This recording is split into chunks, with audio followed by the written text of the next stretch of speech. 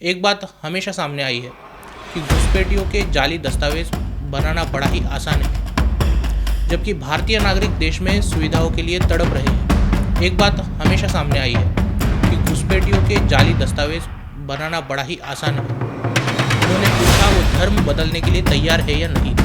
साथ ही ये भी कहा कि मोदी ने तुम हिंदुओं को सिर पर चढ़ा रखा है। हमारा कहना यही है कि इंसानियत अगर सबसे ऊपर है तो जब आप अब पाकिस्तान जाओगे तो वहाँ मदरसे में पढ़ने वाले बच्चों को ये ज़रूर सिखाना कि इंसानियत सबसे ऊपर है।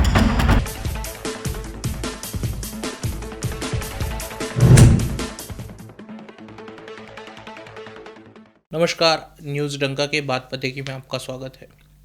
हम न्यूज़ डंका हिंदी चैनल पर पिछले कुछ महीनों से घुसपैठ का मुद्दा उठा रहे हैं। हमने इस समस्या पर कई वीडियो बनाए हैं।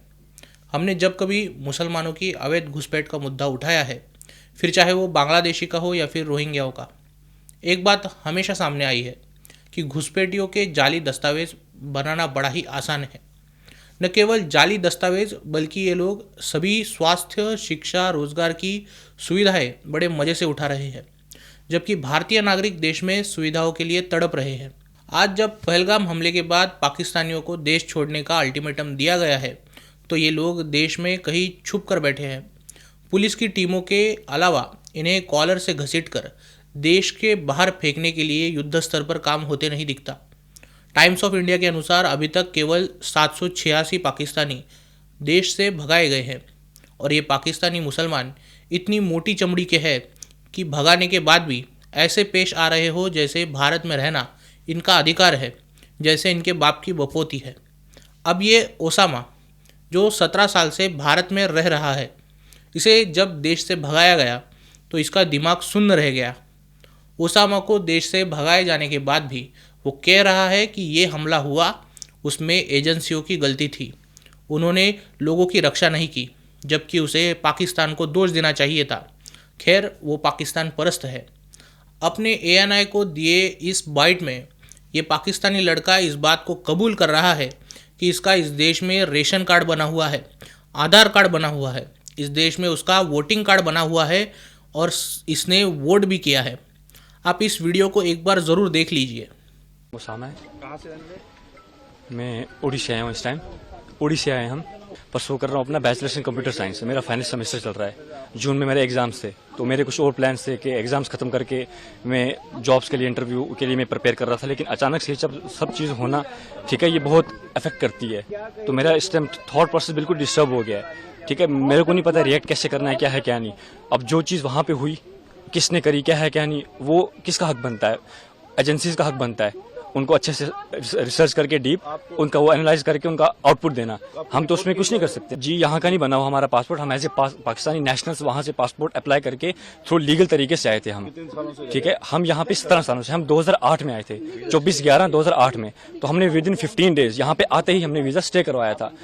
कुछ हल निकालें, कुछ टाइम की मोहलत दे दें। अब जो फैमिलीज यहाँ पे पिछले 20-30 सालों से रह रही हैं, हमने वोट भी कास्ट किया, हमारे हर एक डॉक्यूमेंट्स यहाँ के बने, आधार कार्ड है, इलेक्शन कार्ड है, राशन कार्ड है, हमारा डोमिसाइल है मेरी यहाँ की, बाकी सारे डॉक्यूमेंट्स मेरे बने। अब मैं यहाँ से कहाँ जाऊँगा?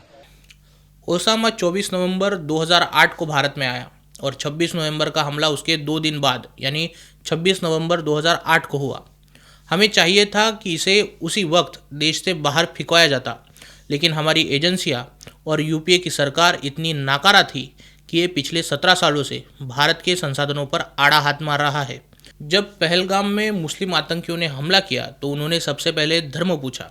उन्होंने पूछा कि तुम कहाँ से हो, कश्मीर से हो या भारत से। उन्होंने पूछा कि तुम धर्म बदलने के लिए तैयार हो या नहीं। उन्होंने ये दो टूक कहा कि मोदी ने तुम हिंदुओं को सिर पर चढ़ा रखा है, यानी बैसरान के मैदान में आतंकवादियों ने हिंदुओं का नरसंहार ही किया धर्म पूछकर।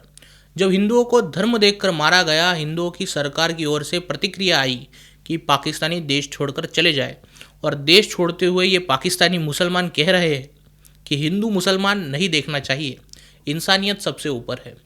हमारा कहना यही है कि इंसानियत अगर सबसे ऊपर है तो जब आप अब पाकिस्तान जाओगे तो वहाँ मदरसे में पढ़ने वाले बच्चों को ये ज़रूर सिखाना कि इंसानियत सबसे ऊपर है।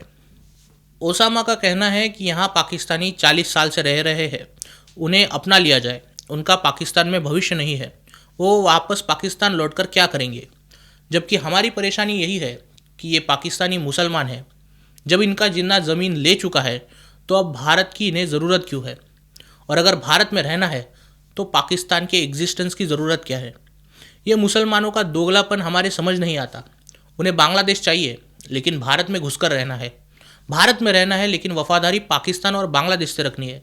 जबकि इन्होंने भारत का बंटवारा इसी बात के साथ किया था कि भारत के काफिरों के साथ वो नहीं रह पाएंगे, तो आज यहाँ छुप छुप कर काफिरों के साथ क्यों रहना चाहते हैं। आखिर क्यों ये कैमरे के सामने गिड़गिड़ा रहे हैं। जवाब है पैसा।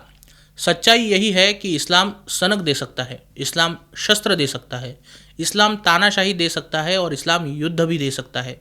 लेकिन इस्लाम के पास देने के लिए न शांति है, न प्रगति है, न विकास है, न बौद्धिक उदारता है, न सहनशीलता है, न शास्त्र है।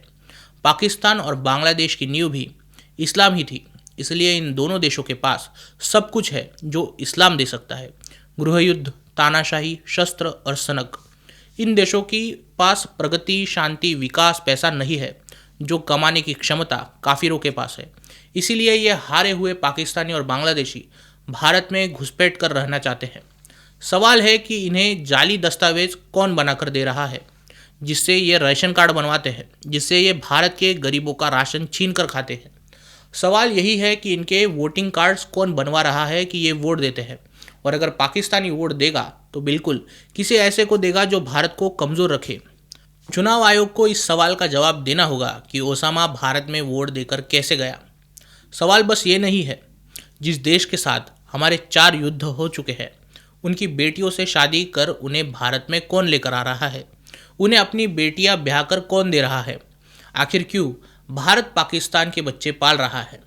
अब तक आप ये समझ चुके होंगे कि भारत में जब सीएए कानून मोदी सरकार ले आई थी तो उसमें मुसलमानों को क्यों नहीं रखा गया, क्योंकि करोड़ों की संख्या में भारत में घुसे ये बांग्लादेशी और पाकिस्तानी अपने आप इस देश के नागरिक हो जाते।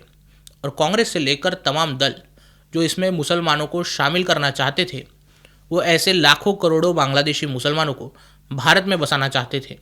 परेशानी यही है कि घुसपैठ करके रहने वाले ये बांग्लादेशी और पाकिस्तानी मुसलमान केवल देश के संसाधनों पर बोझ नहीं है, बल्कि देश की सुरक्षा के लिए सबसे बड़ा खतरा है। वही नाकारा निष्क्रिय सरकारी एजेंसियां, 4 पैसे की लालच में ईमान बेचने वाले सरकारी बाबुओं के कारण ये दिमाग भारत भर फैल चुका है। आपको इस मुद्दे पर क्या लगता है, कमेंट सेक्शन में ज़रूर कहिए। वीडियो अगर अच्छी लगी हो तो इसे लाइक कीजिए और न्यूज़ डंका हिंदी को सब्सक्राइब कीजिए। मिलते हैं अगले वीडियो में, तब तक नमस्कार।